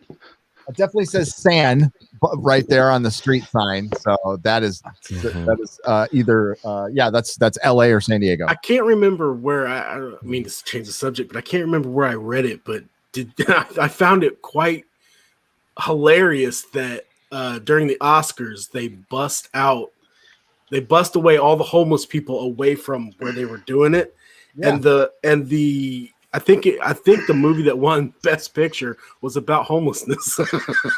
Yeah, it's just hilarious. The lady who lost her house. Well, if they were men, if they removed men, it's fine. It was about a woman who was homeless during the Great Recession because her husband died of cancer. So she drove around in her motorhome, and I heard there was like no dialogue in it at all, or very little. And I was reading reviews. Oh, is that the front? People did not universally like it. Say that again. People did not universally like the Best Picture. They thought it was kind of boring. Which one was this? It was Chloe Zhao's Nomad Land. The Frances McDormand. Yeah. Isn't she going to be directing a Marvel movie now? Yeah, the Eternals. Fucking brilliant. Well, it's already done, right? Yep. That's gonna suck. I actually heard that Minari was a really good flick. Yeah. But I didn't see any of these movies. I saw One Night in Miami. I don't think I saw any of the other best film categories. You know, while I read The Eternals and the other Jack Kirby things, the New God stuff, if they're not going to be as bombastic as Kirby, I don't think it's going to go well. I don't think it's going to go well at all. Nope. Need to keep that image, man. But I find it ironic that for a group called the Eternals, they can hold my interest for less than a second. Oh, whoa. What we called them last night on Thank you and good night. We called them the internals. There we go. The intersectionals. The intersectionals, I brought that one up. But here is the so here's the end of Endgame, right? Loved Endgame, but all this muted, mustardy, dark stuff I wasn't a big fan of, right? So look at, if we get to the Eternal. More mustard? It's more mustard, man. It's more of the mustard. Check it out. Like, look. Sunsets. That looks so Kirby. That looks so Kirby. No, it doesn't. Oh my gosh, that is so Kirby. At least Taika Waititi did Kirby. Like the costumes look good. Right. Kirby crackle with Hela. I mean, like, at least he did that. So is Salma gonna be in a like a bathing suit or anything during this movie? We're not gonna watch. Is she gonna have a snake? Watch. That's all I mean, you got Salma. I want. Look at how good she looks. I mean, she's gorgeous. I wanna, but she got I want her Instagram page on there. I want to see some boobies. Her Instagram page is just that should be a Marvel film. Just her Instagram. And I don't mean the political stuff she puts up. I'm talking about she has no problem putting photos and videos up of her in her bathing suits and all that good stuff. Yeah, she's a proud woman. That's good. Yeah, God bless her. Yeah. But anyways, sorry. I like the Frida movie she was in. It was weird seeing her with a unibrow. I like that movie. I thought it was good. Well, she. I wonder why. Yeah.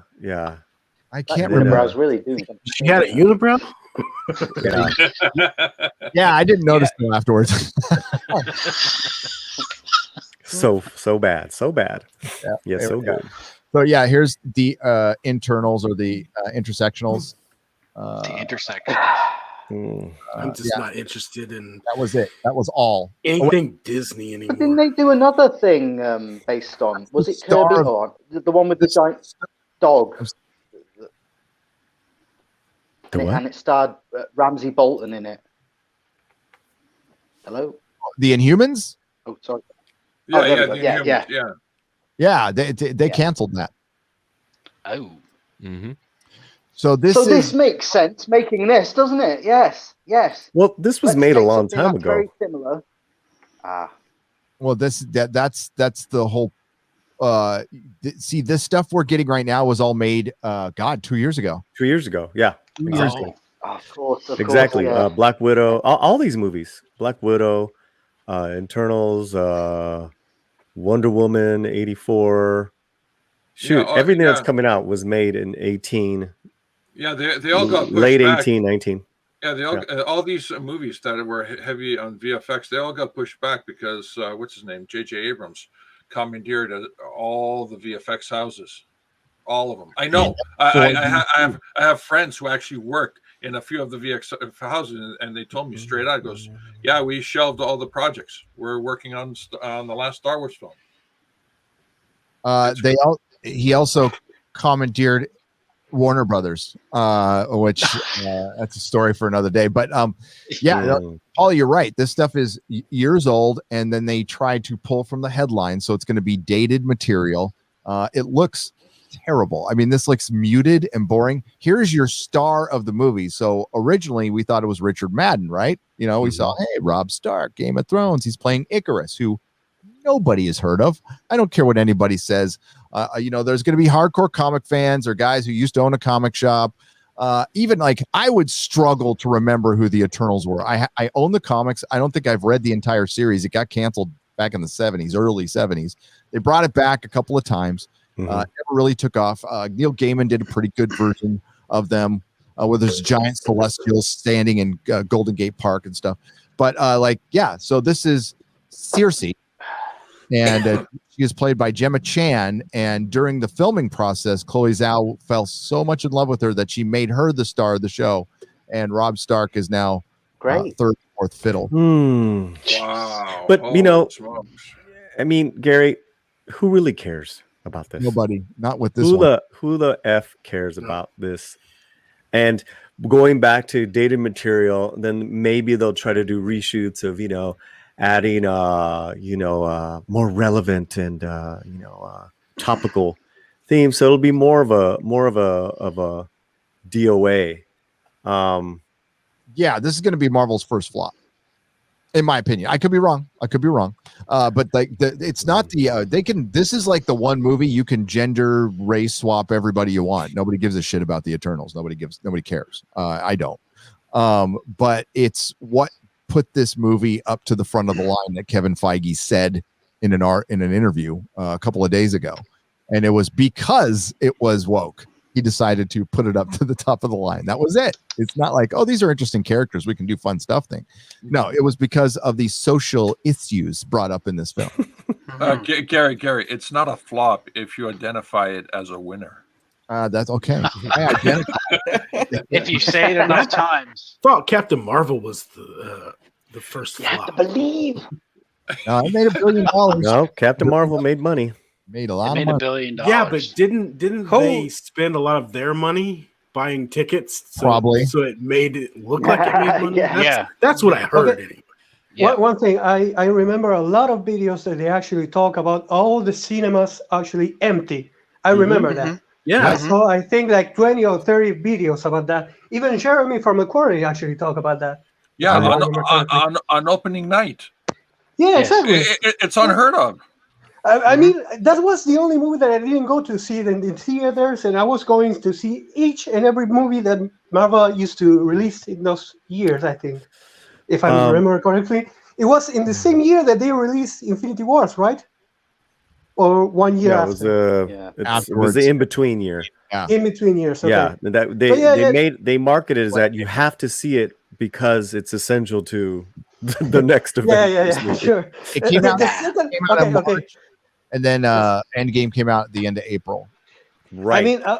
I mean, I remember watching the end of the Infinity Wars movie and seeing the symbol from Captain Marvel. I was like, "What? Why did Nick Fury call her? What does she mean in this?"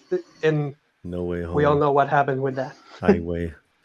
Yeah. The Shang-Chi I saw there, Gary, and there's an actor that plays the equivalent of Fu Manchu, Hua Wing. Yeah. And they're making him more of a father figure. That's Tony Long, and Tony Long is an incredible actor, and he played Ip Man in a movie called The Grandmaster. Ip Man is awesome. Yeah, he's been in Red Cliff. He's been in he's been to decades of work. I just wish he was a little younger so he could have been the lead, because the lead looks so blah to me. Bland. Yeah. Blah. The problem I think it was is it's supposed to be Bruce Lee. Well, I mean, Tony Long is and I'm totally fine with saying this. He's such a handsome man, if I could say, that he's a leading man. He's stunning, and I see this guy who's playing the lead. I'm just like, move over. You're a leading man. Like, my biggest problem with that show is actually that you never heard about him. I remember Gary talking about it was a 70 comic. So who's going to remember a 70 comic unless you actually own a comic shop like Gary? I think. Yeah, but this one's more about kung fu and martial arts. This is more of a he did have a cult following. Yeah, I know, but you actually know that normies will only know about Spider-Man, Iron Man, Hulk, Thor, not about an actual martial arts man that was in the Marvel's comics in the 70s. If they actually made a reboot and they actually promoted it and show it everywhere, you can actually gather some kind of following. But throwing a film, they should have used the title from the comic book. They should have used the title, correct? And to me, I'm more interested in this as far as a martial artist kicking ass. Yeah, you just I'm a big fan of kick-ass martial movies. Arts. I'm a big fan of Ip Man movies. I actually saw the second one in the cinemas, and the third one I think in Netflix, if I remember correctly. Donnie Yen, and that's another great actor. Mm-hmm. Yep. And this one I skipped it completely, like Winter Soldier and Falcon. It was like, I don't care. I really don't care. They're gonna have a rough time this year. I mean, this is supposed to be during their decompressing year after Endgame. But now these movies have way more importance on them than they should have. Same with WandaVision. Like, WandaVision wasn't supposed to be the first thing Marvel releases after Endgame, but became that. Well, do you mind me asking what was the first thing they were supposed to release? Black Widow. A year ago. A year ago. I just find it funny that they actually promoted more, I think, the games from the Marvels than the actual movies before they actually released the movies or the shows or everything else. Sorry, I live in Argentina. Here they actually still trying to push us with Winter Soldier and Falcon after all the show has ended, and I still see billboards and I still see ads and I still see ads even in the TV. They're still pushing that. I can't believe that. Guys, I'm going to head off now. Right. Just wanted to test out my headphones, basically, and considering I keep interrupting people or people keep cutting out, I'm going to get some new headphones. So I just want to say I love you all. You're keeping me on the straight and narrow. I'm not going to tell you how because that's secret. But it's just good to have an outlet and to feel like you're amongst friends, and especially in these times. And I appreciate every one of yous. And Gary, I appreciate your content and all the other communities. So yeah, Marxist. I love you. That's all I can say. So I will see you on the next one. And you take care, my friend. Take care. Later, Stetson. Cheers. If I can take 1 minute, I'm actually been following you, Nerdrotic, for almost 2 years, and I just want to thank you the same as him, because you actually keep me sane in these crazy times, honest. You, us, Ryan, Jeremy, all of you. So it's a pleasure to actually be here, at least talking a little bit with you. Honest. Pleasure's mine. Thank you. No, thank you, man. Take care in Argentina, man. No, I'm not leaving yet. I will leave. Oh, it sounded like you're. Let me stay a little bit more. No. I just Right. wanted to say that, I would like to speak a little bit more if I can have the time. No, it's okay. I should, honest to God, I should actually be working, but my actual, I spoke to my boss and I said, I really need 1 hour. Give me 1 hour. And he said, okay. That's cool. Good boss. I was browsing through the IMDb movies coming soon the other day and discovered another Disney summer blockbuster coming out based on another ride, Jungle Cruise. Oh yeah, starring Dwayne Johnson and Emily Blunt. Of course. Of course. And I'm just like, why? When is that coming out? I wonder. The 30th of July. Do you really wonder? So we're looking forward to putting on the two review list. Like, no, God, no. I will passionately not watch this film. There's actually another movie coming out the same day called The Green Knight that I really want to see. That looks really good. Retelling of Sir Gawain and the Green Knight that Tolkien actually wrote a short story about. FYI. Wow. Green Knight.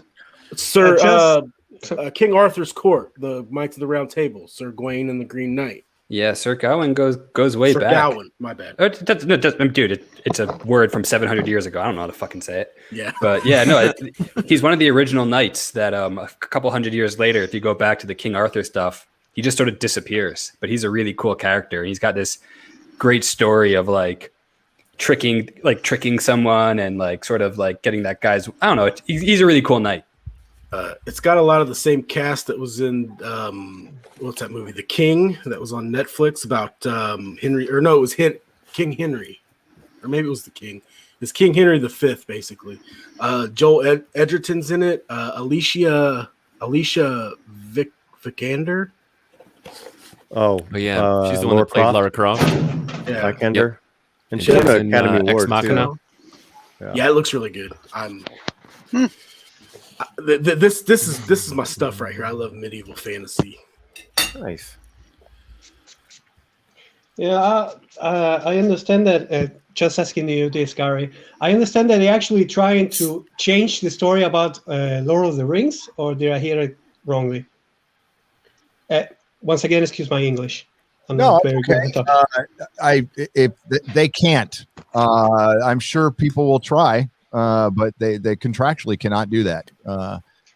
Amazon has the rights to damn near everything: toys, games, video games.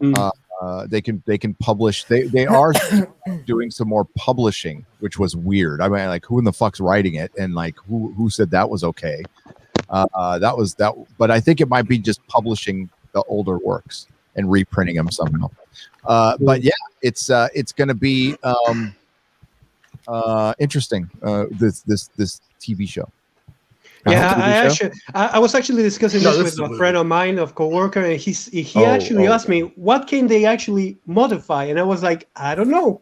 But they can touch the original movies and they can touch the original books. So I don't know what they're going to write. I don't know what they can do.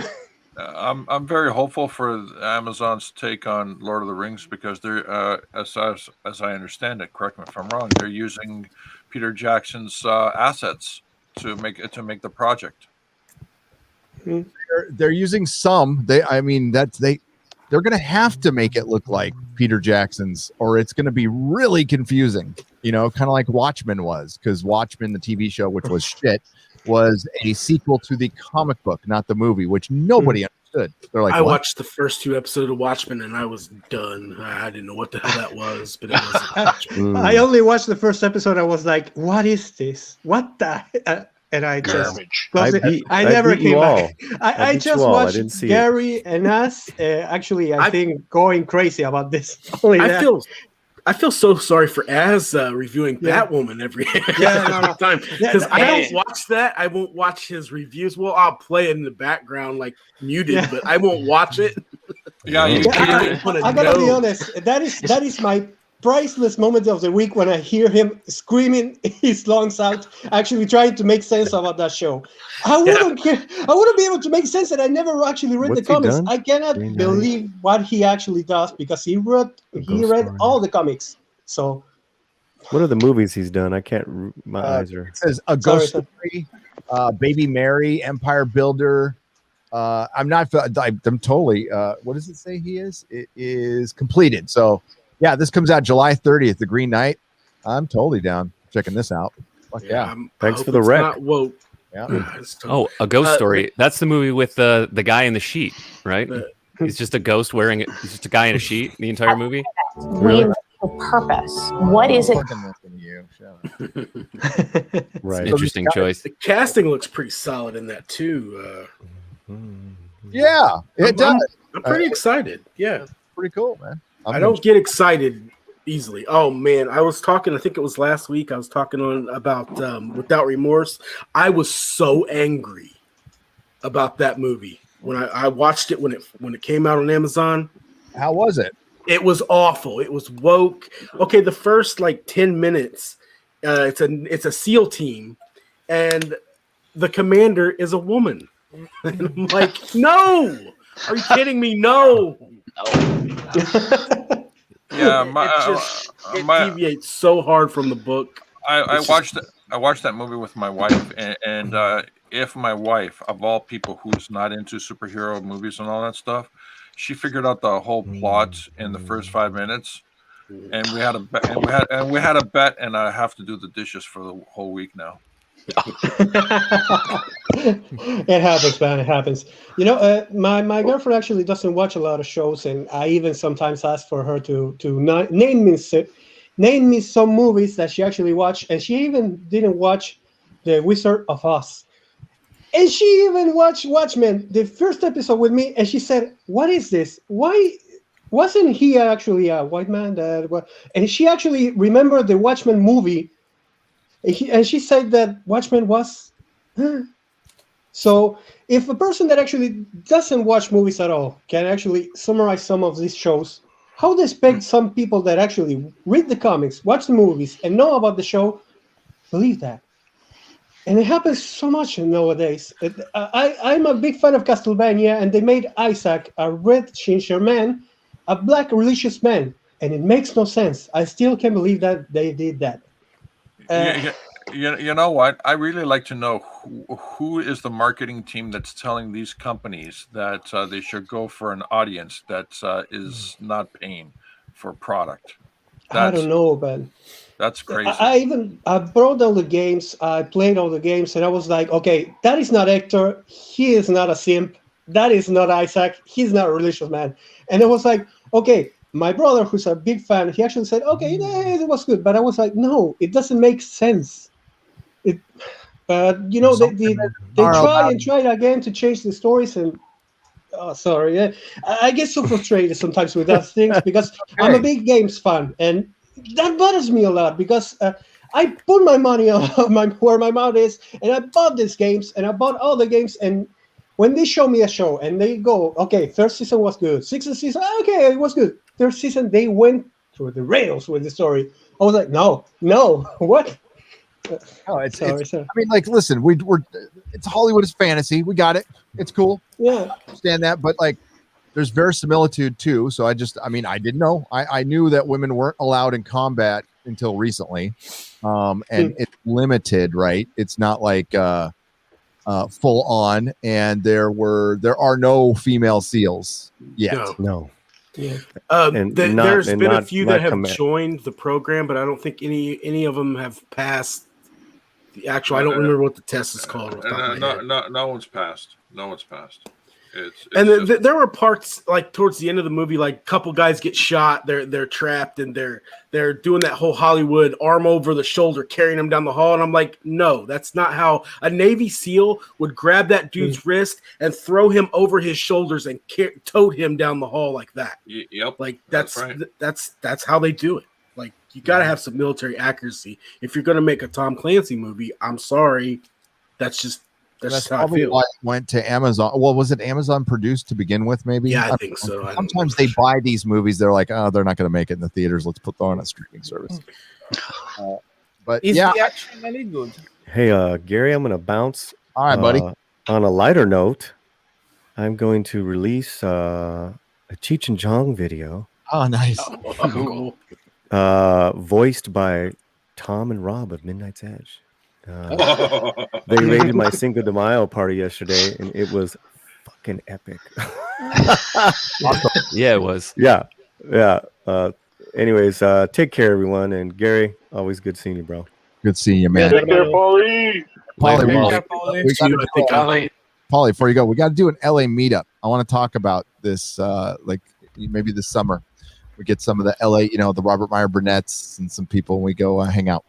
Did you see who came over my house this weekend? No. Mexican Iron Man. Oh, he did? Yeah, he was literally driving through the state. He's now like on his way to South Carolina. Oh, shit. Well, But, here, show me.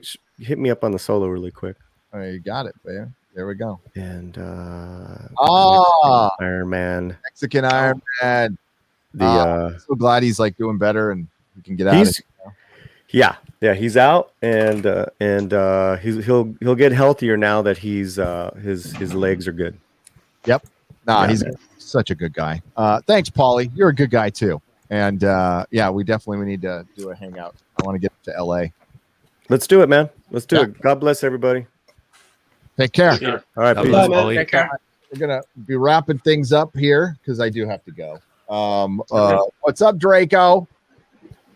Oh, hanging out at work, listen to you. Yeah. Unless I get called to go to a job. Yes.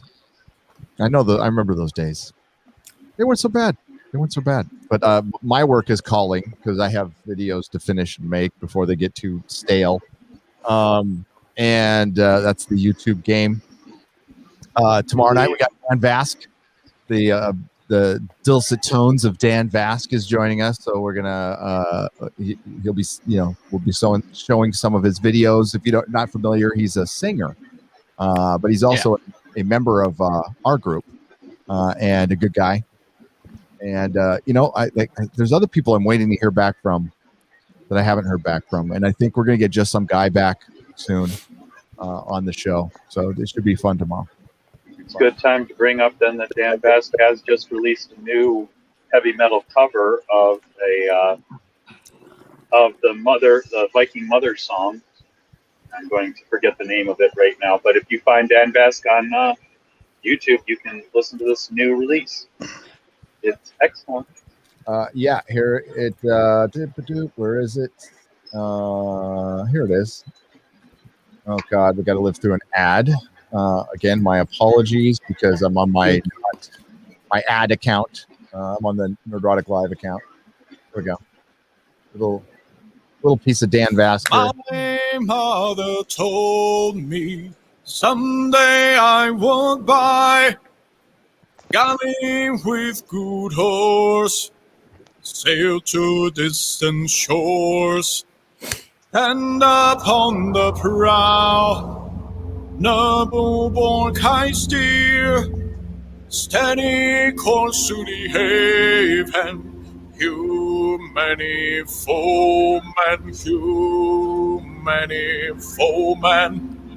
My mother told me someday I would buy galley with good horse, sail to distant shores, stand up on the prow, noble-born high steer, steady course to the haven, many foemen.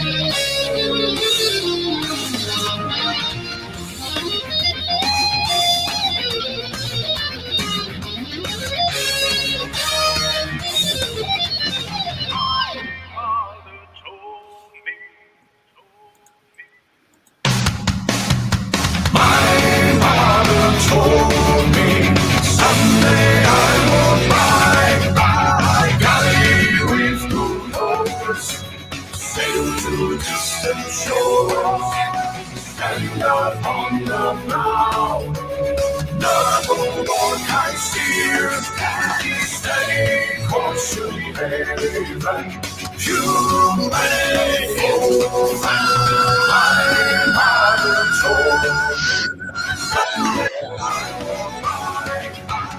galley with good oars, sail to distant shores, stand out on the prow. Naval wartime steers, steady course to haven. Many foemen. Yeah. That's our boy, Dan Bask. I don't know how he gets his voice that high. That's that was good. Yeah, that was awesome. He's the man. I'm not familiar with. I never watched Vikings. Probably should have, but I never did. And, First 2 or 3 seasons is pretty good. It starts to fall off a little bit, but it's still a good show. Yeah. All right, folks, we're gonna wrap it up. I'm gonna get to work now. This is the fun part of my day. It's all fun. It's all fun. It's funny because my boss actually told me like, when are you gonna come back to work? And I was like, give me 10 more minutes. You can go back to work now. I gotta do some mundane stuff too. Some house stuff. So everyone have a good one, and we'll go around the horn real quick. If you want to plug anything or say goodbye, we'll start with George. Gary and the panel, this has been an absolute pleasure. I am a very proud member of this community. I've been wanting to be a proud member. Financially, I couldn't be there. I am now. Okay. I'm loving it. And Gary, I sent you a big box. It's a juicer. The packaging is I took the juicer box, which my wife is pissed because she's looking for it now, and I put my oversized comic and a prototype of the spaceship in there, 3D printed. So please look out for that. Yeah, please look out for that in your PO box, and everyone else. It's an absolute pleasure. If you want to check me out, just look at georgepetergatzis.com. You'll find me. I make my own comic books for the last 30 years, and now I'm doing a lot more within Comicsgate. It's really exciting, and this has been one of the greatest online moments. I just can't say thank you enough. Oh, thank you enough. To Gary for creating this community, to Doomcock for creating the community that I'm also a part of too. It's fun talking to all of you people without the drama that exists out there. It's really amazing. It's a pleasure. Thank you. Oh, thank you. I appreciate it. Ace. Hey, what's up, buddy? I did some recording on Sunday, recorded 2 videos. It turns out that editing takes a lot longer than recording. So, yeah. So I'm probably just going to keep recording on Sundays and just build up a backlog of content. And as I edit, just let it all go out. But it's fun. And so, yeah, I look forward to sharing books and chatting with you all later. Have a good one. Hey, take it easy. Yeah, that's why it's like so much better to do what you're doing, like reviewing books and stuff. When you have to do topical information, you're like, man or woman, you're like, oh shit, I got to get this out in like 72 hours. So it's dead. No, there's none of that. It's it's a little weird. Like talking out loud in a quiet room. And then in my head, I'm like, yeah, I'm going to edit the last 20 seconds out. Just like I can hear myself talking and knowing that I'm going to edit it. But it is really cool, and I'm just looking forward to like doing it with everybody else, because I think the plan is going to be to read a couple books, like some bigger ones, chapter by chapter, and to sort of give folks time to be like, oh, this sounds cool. I'll hop it in on my own, and then maybe like live stream it afterwards. So, excellent. Yeah, it's fun. It's tons of fun, man. Cool shit, man. So is that it? That's what's coming to you, right there. I think I have it. I think it's in my room behind my video game here. The PO box was emptied out a day or 2 ago. So, and I need to run back there and return my computer and really wonder how we're going to do Friday Night Tights tomorrow. But that's my problem to deal with. Thank you, George, and I look forward to it, Ace. I think you're going to do well on this platform. I really do. I think you got the gift for it. Movie Maniac. Hey guys, it was a pleasure as always. A little plug: if you want to see some fucking scissoring, check out the trailer for Paul Verhoeven's new movie Benedetta. It looks amazing.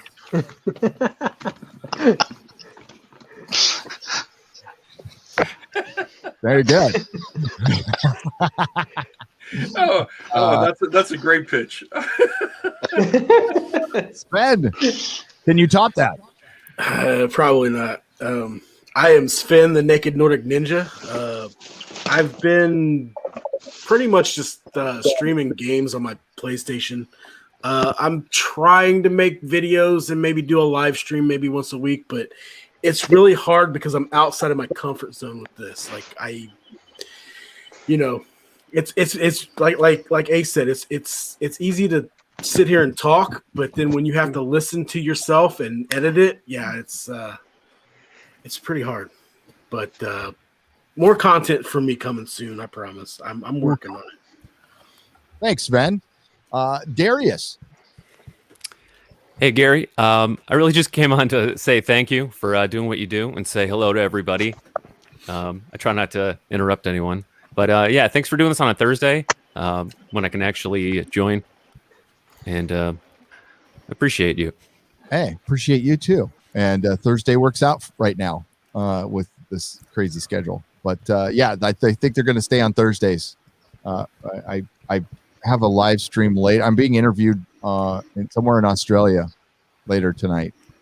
I'll let you guys know. I totally forgot about it, but then I was reminded this morning. So thankfully, because they originally, thankfully they're a day ahead because they're like Friday. I'm like, wait, well, I can't do anything Friday. Why did I agree to Friday? And they're like, no, it's Thursday for you. I'm like, oh, okay. I got it. Thanks, Darius. I appreciate you. On Zoltan. Finally, you got my name right. I spent like a lot of super chats and you all call me Sansotan. Okay. I just want to thank you for this opportunity. I'm really, really, really, really thankful for this because I've been watching you for almost 2 years. I have a channel. I actually mostly upload my streams, playthroughs, but I'm going to start making videos because, the only thing that I can say, after all the shit that I've been doing to the games, I have to start speaking. Anyway, just wanted to thank you for this. Lovely people all here. I know some of them. I know some of them from, the streams and all that. And once again, Gary, thank you for all the time that you spent making us see a brighter world, even in all these things that happens. You're welcome. It's not all bad. It's not all bad. We'll find some good stuff. We have each other. Oh, hey, what's up? I'm not gonna take long. First of all, check the link that I sent you. It's regarding to an awesome channel on YouTube, actually doing a lot of music clips for Doctor Who and other TV shows. It's really awesome. You're gonna love it. Second of all, I listened to Nina yesterday, and she said that Berserk is not finishing. It's gonna finish, but the writer is normally sick and it's gonna take long. So just be patient. Keep up with the story. It's awesome. I can be patient. Yeah. But no, I'm not gonna. Berserk is awesome. It's so good. Yeah. Lastly, but not least, you said magic does not exist. I have a lot of story for you regarding to that. Yeah, I have a hard time with that one. But I'll keep my mind. I know. But I do have a story if you want to talk later on. Yeah. Oh yeah, definitely. Oh hell yeah. Also ghost story. An actual ghost. Ghost I believe in. God, that's something I've had experience with in a watching movie theater. Yeah. Also, thank you for what you're doing.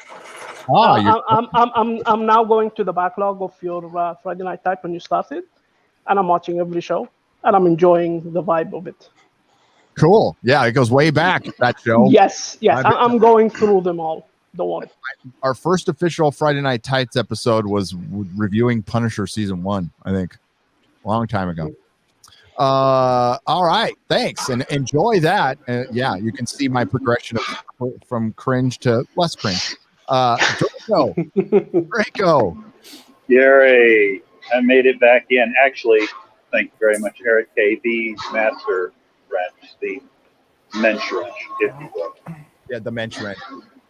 He is the mensch wrench. Yes, I am. I'm not making content like most of my friends, but you can always find people like I hang out with Jake D and Matt of All About Productions.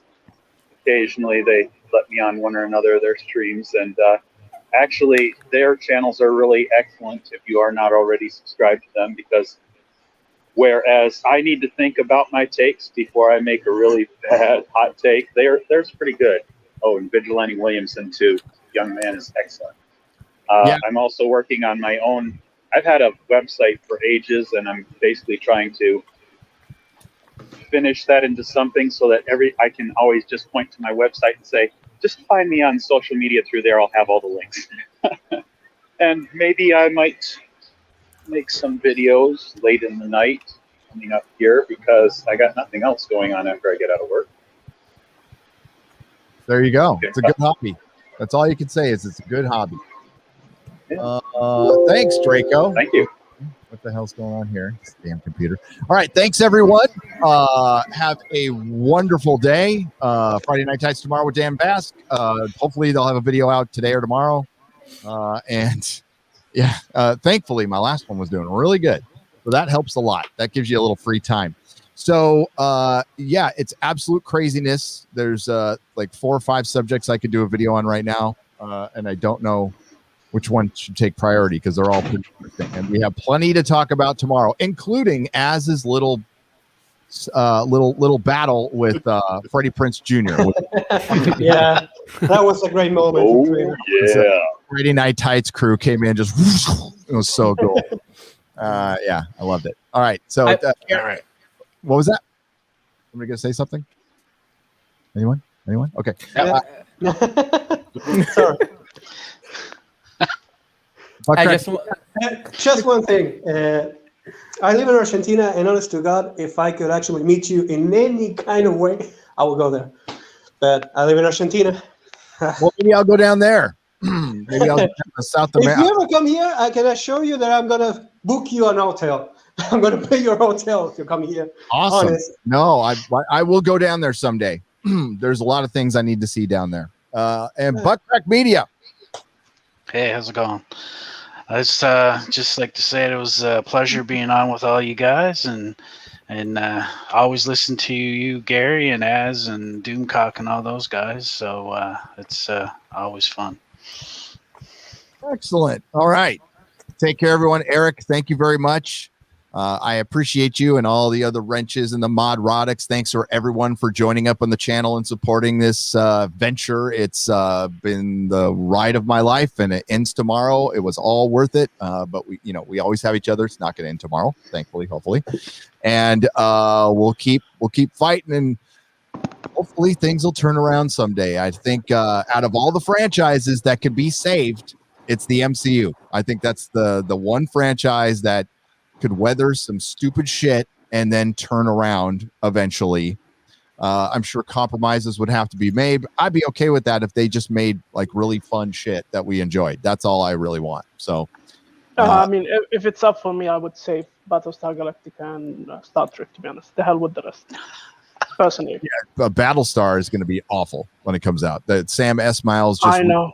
Ronald D. Moore. That's a terrible idea. All right, everyone, take care. Thank you. Yeah.